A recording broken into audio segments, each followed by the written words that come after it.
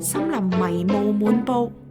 某一日，8條神秘書蟲突然喺霧中出現。佢哋有住唔同嘅外貌、性格同興趣。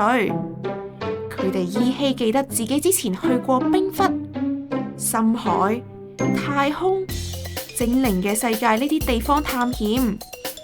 但係對於自己點解出現喺森林，又係點樣到達森林，佢哋一無所知。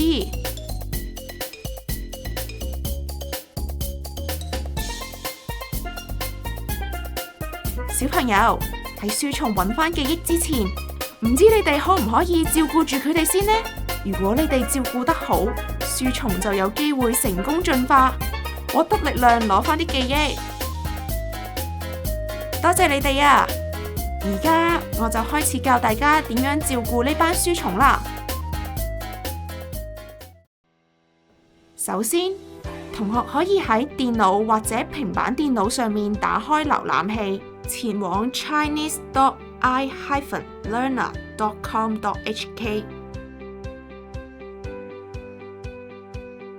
再輸入使用者名稱同密碼，然後按 Login 登入。書蟲與我，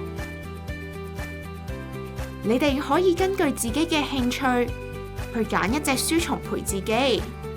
你哋可以用金幣嚟買衫幫佢扮靚，買嘢食餵佢，買家私裝飾書蟲嘅屋企，仲可以扭蛋抽取神秘寵物嚟陪佢添。另外，大家仲可以到訪其他同學嘅書蟲天地，同佢哋交換電子禮物，互相鼓勵。揀好書蟲之後，到底要點樣開始賺金幣養佢呢？平台每日都設有練習，週1至週4係閱讀同埋聆聽篇章嘅練習，週5係遊戲日，週6係普通話同埋筆順練習，週日就冇指定嘅練習。但係同學可以重溫或者補做練習，亦都可以完成成語或者詩詞等增潤嘅練習。請留意一樣嘢，只有週1至週5嘅練習得分會被計算至排行榜。點擊開始即可進入每日練習。同學可以聆聽普通話或者廣東話錄音，同埋查看文章嘅普通話拼音，學習普通話發音。同學亦都可以將生字儲存喺我的生詞庫裏面，方便日後重溫。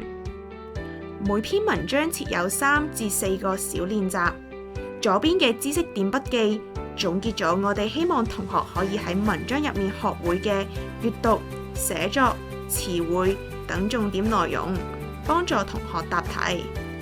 提提同學，記得要撳提交掣繳交練習啊！成功提交之後，練習旁邊會顯示剔好，完成所有範疇嘅練習先為之完成1日嘅功課。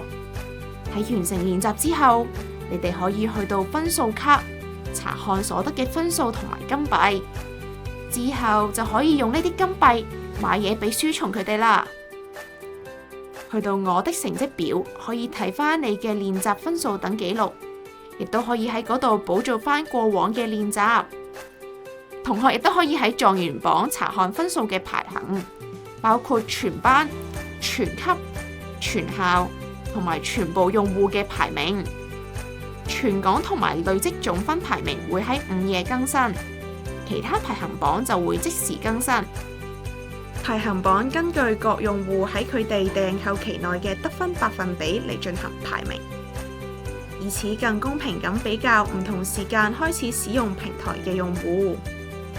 如果喺使用平台嗰時遇到任何問題，可以喺登入頁面點選問號圖示，查看常見問題。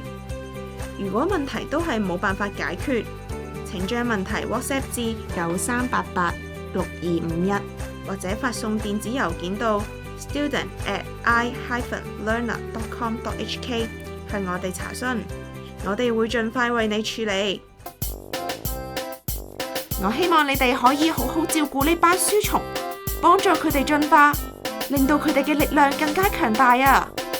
可能到時候佢哋就可以揾返啲記憶啦。拜託你哋啦！